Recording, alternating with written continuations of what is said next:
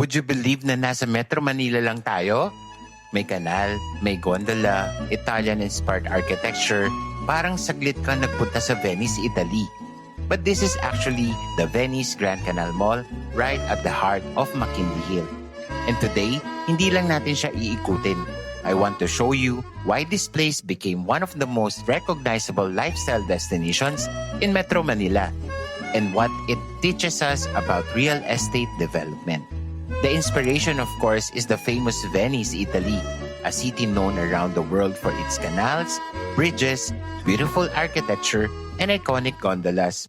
And instead of creating just another traditional shopping mall, Megaworld, the developer, brought that experience into the community. The centerpiece, this beautiful, man-made Grand Canal, described during its development as the first of its kind here in the Philippines. And habang naglalakad ka dito, mapapansin mo that the experience isn't limited to the canal. Look at the architecture, the open spaces, the bridges, the restaurants, and cafes surrounding the water. Even some of its architectural elements were inspired by famous landmarks in Venice. Kaya minsan, you almost forget that you're actually inside a commercial development in Fort Bonifacio, Taguig. And here's something that makes this place even more interesting. Did you know that Venice Grand Canal Mall also has a Catholic chapel? This is the Saint Raphael the Archangel Chapel located within Venice Mall. So aside from shopping, dining, and entertainment, there's also a place where you can attend mass, pray, or simply spend a quiet moment. And for me, that's another important part of developing a community. Because a township shouldn't only be about buildings and businesses. It should also consider how people actually live. And of course, hindi magiging Venice experience without this, the gondola ride. You can actually ride a gondola along the canal and pass underneath these beautiful bridges. And maybe that's one reason Venice Grand Canal eventually became more than just a mall. It became a tourist and lifestyle destination. People come here not only to shop, they come here to dine, take pictures, celebrate special occasions, ride the gondola, or simply experience the atmosphere. But here's where it gets really interesting from a real estate perspective. Why would a developer build something like this inside the township? Because today, successful real estate development isn't only about building condominiums. It's also about creating a destination around those condominiums.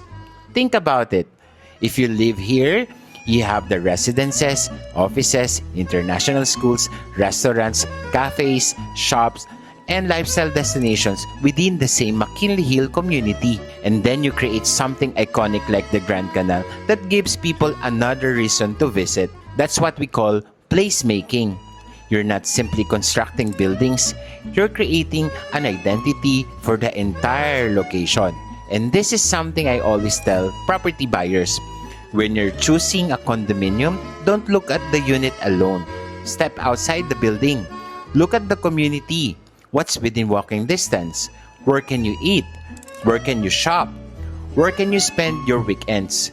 Because you're not only choosing your square meters, you're choosing the lifestyle surrounding those square meters. And here's the interesting part. What if you can actually live just beside or have convenient access to this famous Grand Canal? We currently have selected ready for occupancy condominium units here in McKinley Hill, available under rent-to-own programs. At Venice Luxury Residences, selected units are being offered with up to 7 years rent-to-own. And we also have selected units at St. Mark Residences under a 5-year rent-to-own program. So instead of imagining what your future community might look like, you can already see it. You can visit the actual property, inspect the actual unit, walk around the township, and experience places like Venice Grand Canal yourself. It's like paying rent, but this time, it's yours. So the next time you visit Venice Grand Canal, don't look at it as just another Instagrammable place. Look at the bigger picture. This is what happens when real estate tourism lifestyle and community come together in one development. And if you want to see our available rent-to-own units here in McKinley Hill, send me a message and let's schedule a walkthrough. Follow me for more property walkthroughs, real estate insights, and information about our ready-for-occupancy projects. Again, my name is Jovi, your property specialist. See you soon! Bye!